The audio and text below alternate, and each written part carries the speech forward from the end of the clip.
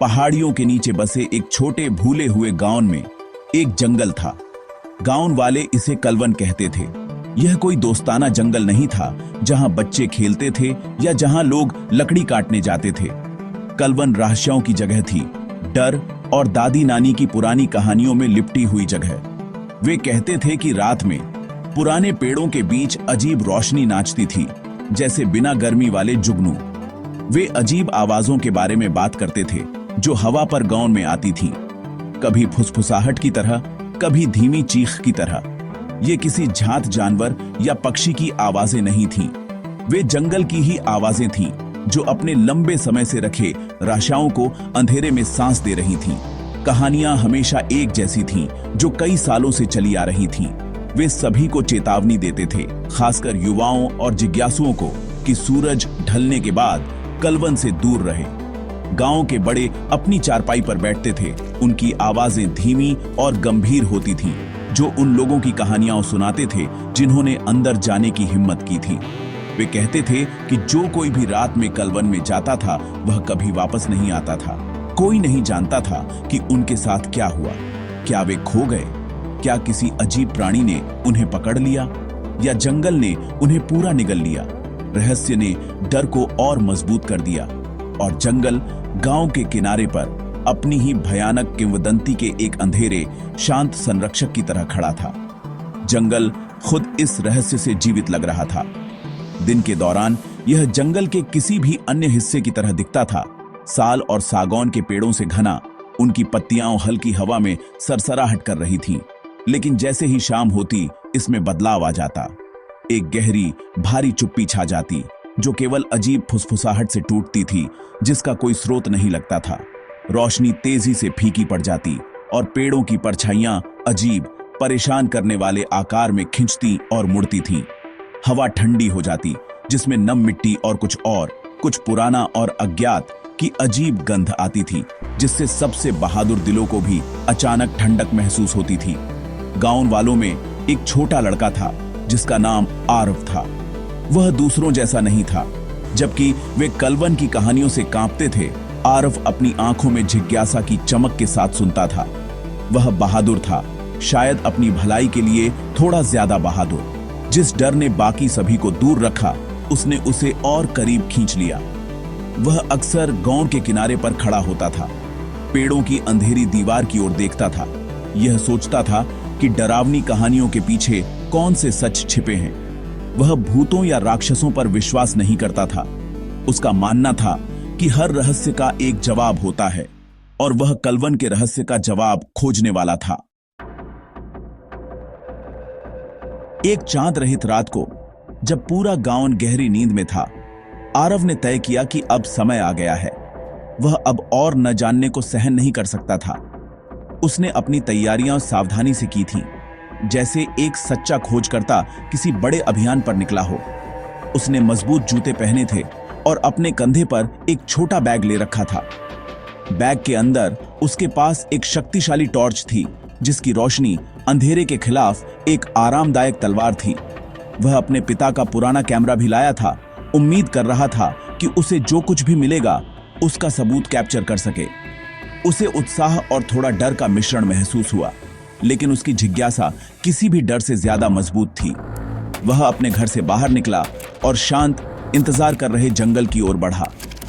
जैसे ही उसने पत्तियों की पहली छतरी के नीचे कदम रखा, हवा तुरंत ठंडी हो गई। गांव की परिचित आवाजें उसके पीछे फीकी पड़ गईं। उनकी जगह एक गहरी और परेशान करने वाली चुप्पी ने ले ली। उसने अपनी टॉर्च चालू की और उसकी तेज रोशनी ने अंधेरे में एक रास्ता काट दिया, जिससे पेड़ के तने बिना आवाज वाले पहरेदारों की तरह लग रहे थे, जो उसकी हर हरकत को देख रहे थे। वह गहराई में चला गया। उसके कदमों की आवाज जंगल के फर्श पर गिरी हुई पत्तियों की मोटी परत से दब गई। उसने अपना कैमरा कसकर पकड़ा हुआ था, किसी भी असामान्य चीज की तस्वीर खींचने के लिए तैयार। रात में जंगल अलग था। यह बड़ा, पुराना और एक अजीब ऊर्जा से भरा हुआ महसूस हुआ, जिसने उसकी बाहों पर बाल खड़े कर दिए। अचानक एक अजीब चीज हुई। उसके चारों ओर के पेड़ धीरे धीरे हिलने लगे। उनकी शाखाएं ऐसे हिल रही थीं जैसे तेज हवा में हो, लेकिन हवा नहीं थी। हवा पूरी तरह से स्थिर थी। आरव जम गया, पत्तियों को सरसराहट करते और शाखाओं को अपने आप नाचते हुए देख रहा था। उसने अपनी टॉर्च ऊपर की ओर की, लेकिन उसे हिलने का कारण कुछ भी नहीं दिख रहा था। फिर उसकी टॉर्च टिमटिमाने लगी। रोशनी की तेज किरण कमजोर हो गई, टिमटिमाई और बुझ गई, जिससे वह पूरी तरह से अंधेरे में डूब गया। घबराहट की एक लहर उसके ऊपर से गुजरी, लेकिन उसने गहरी सांस ली, खुद को बहादुर रहने के लिए याद दिलाया। उसने अपनी जेब में अतिरिक्त बैटरी के लिए टटोला। उसका दिल तेजी से धड़क रहा था। जैसे ही उसे बैटरी मिली, दूर से एक नरम अलौकिक चमक दिखाई दी। यह टॉर्च की रोशनी नहीं थी, यह एक हल्की नीली रोशनी थी जो धीरे धीरे धड़कती हुई लग रही थी, जैसे एक सोया हुआ दिल। इसने उसे अपनी ओर खींचा, उसे घुटन भरे अंधेरे से आगे खींच लिया। अपनी टिमटिमाती टॉर्च को भूलकर आरव धीरे धीरे रहस्यमय चमक की ओर बढ़ा। गांव के बड़ों से उसने जिन अजीब आवाजों के बारे में सुना था, वे अब उसके चारों ओर थीं। धीमी फुसफुसाहट जो पृथ्वी और पेड़ों से आती हुई लग रही थी। उसे लगा कि वह रहस्य के दिल के करीब आ रहा है, सभी कहानियों और उस डर का स्रोत जो उसके गांव को परेशान करता था। नीली रोशनी उसे एक छोटे से खुले मैदान में ले गई। खुले मैदान के बीच में एक चट्टानी टीला था और उसके अंदर एक गुफा का काला मुंह था। रोशनी अंदर से आ रही थी। आरव एक पल के लिए हिचकिचाया। यह अब वापस न लौटने का बिंदु था। गुफा के प्रवेश द्वार के ऊपर चट्टान में एक पुरानी लिपि में शब्द खुदे हुए थे। उसने यह लिपि गांव के पुजारी से सीखी थी। उसने अपनी अब काम कर रही टॉर्च उठाई और हल्की शिलालेख पढ़ी। इसमें सत्य निहित है, लेकिन यह एक ऐसा सत्य है जिसे हर कोई सहन नहीं कर सकता। चेतावनी डरावनी थी, लेकिन इसने उसके संकल्प को और मजबूत कर दिया। वह इतनी दूर आ गया था। उसे जानना था कि किस सत्य के लिए ऐसी गंभीर चेतावनी दी गई थी। गहरी सांस लेते हुए वह गुफा में कदम रखा। अंदर की हवा ठंडी थी और उसमें पुरानी पत्थर और धूल की गंध आ रही थी। गुफा की दीवारें चिकनी नहीं थीं। वे अजीब प्रतीकों और चित्रों से ढकी हुई थीं, जो उसने पहले कभी नहीं देखी थीं।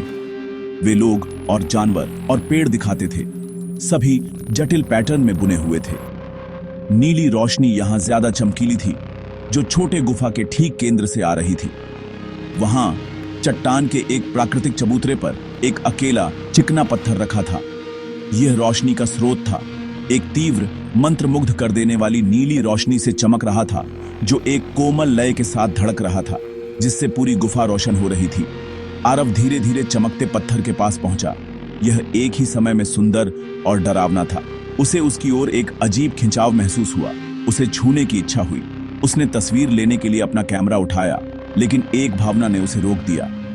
ऐसा लगा कि तस्वीर लेना गलत होगा, जैसे किसी पवित्र चीज का उल्लंघन। उसने कैमरा नीचे किया और अपना हाथ बढ़ाया। उसकी उंगलियां हल्की सी कांप रही थीं। गुफा में फुसफुसाहट तेज हो गई। उसके चारों ओर अतीत की आवाजों के बवंडर की तरह घूम रही थी। वह जानता था कि यह सच्चाई का क्षण था। उसे पत्थर को छूना था, उसे समझना था। जैसे ही उसकी उंगलियों ने नीले पत्थर की ठंडी चिकनी सतह को छुआ, उसकी दुनिया फट गई। यह एक शारीरिक विस्फोट नहीं था, बल्कि उसके दिमाग में दृश्यों और आवाजों का एक विस्फोट था। वह अब गुफा में नहीं था, वह छवियां देख रहा था, पिछले 100 सालों के इतिहास की झलकियां। उसने जंगल को वैसे ही देखा जैसा वह कभी था, एक शांत पवित्र स्थान। उसने एक बुद्धिमान पुराने संत को एक बड़े बरगद के पेड़ के नीचे ध्यान करते हुए देखा। जंगल सकारात्मक ऊर्जा से जीवंत था। उसने जानवरों को बिना डर के रहते देखा। यह गहरी शांति का स्थान था, एक सच्चा अभयारण्य। यह एक सदी पहले का कलवन था, पृथ्वी पर एक स्वर्ग।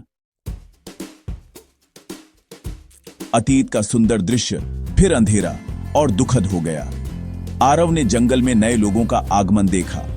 ये उपासक नहीं थे, वे लालची आदमी थे। उनके दिल धन की इच्छा से भरे थे। उन्होंने जगह की पवित्रता का सम्मान नहीं किया। उन्होंने पवित्र पेड़ों को काटा। उन्होंने शांत जानवरों का शिकार किया और उन्होंने संत के ध्यान को भंग किया। उन्हें भगाने की कोशिश की ताकि वे जमीन पर कब्जा कर सकें। संत उनके कार्यों से दुखी होकर वापस नहीं लड़े, वह बस चले गए। लेकिन जंगल खुद, जिसने इतने लंबे समय तक उनकी आध्यात्मिक ऊर्जा को अवशोषित किया था, इस अपवित्रता का दर्द महसूस किया। जमीन अब घायल और अशुद्ध हो गई थी। नीले पत्थर ने आरव को दिखाया कि जंगल कैसे बदल गया था। संत की रक्षात्मक उपस्थिति के बिना जगह की प्राकृतिक ऊर्जा मुड़ गई और दुखद हो गई। अजीब रोशनीभूत नहीं थी, बल्कि जंगल की दर्द भरी आत्मा की गूंज थी। अजीब आवाजें उसकी उदासी और चेतावनी की चीखें थीं। पेड़ बिना हवा के हिलते थे क्योंकि धरती खुद बेचैन और परेशान थी। जंगल बुरा नहीं था, वह शोक मना रहा था। यह अपने ही दुख का संरक्षक बन गया था, लोगों को खुद को और नुकसान से बचाने के लिए दूर रख रहा था। यह गुफा में छिपा सच था, वह सच जिसे सहन करना मुश्किल था, क्योंकि यह मानव लालच और अनादर की बात करता था। अंतिम दृश्य के फीके पड़ने के साथ आरव ने खुद को गुफा में वापस पाया। उसका हाथ अभी भी अब हल्की चमक वाले पत्थर पर था। वह सब कुछ समझ गया। उसे जंगल के लिए बहुत दुख हुआ। उसने सावधानी से अपना हाथ हटाया और नीली रोशनी एक कोमल धड़कन में नरम हो गई। वह जानता था कि उसे क्या करना था। वह मुड़ा और गुफा से बाहर चला गया, पत्थर और उसकी यादों को पीछे छोड़ दिया। वह जंगल के माध्यम से वापस भागा, जो अब उसे धमकी भरा नहीं लग रहा था। उसने उसे अब एक उदास, अकेला स्थान देखा, जिसे उपचार की आवश्यकता थी। जैसे ही सुबह हुई, वह गांव के किनारे पर पहुंच गया। उसका दिल कलवन के सच से भारी था। आरव सीधे गांव के बड़ों के पास गया और उन्हें वह सब कुछ बताया जो उसने देखा था। उसने संत, लालची पुरुषों और चमकते नीले पत्थर का वर्णन किया। बड़ों ने सुना, उनके भाव अविश्वास से समझ में बदल गए। उन्होंने अपने दादाओं की खंडित कहानियों से कहानी को पहचाना।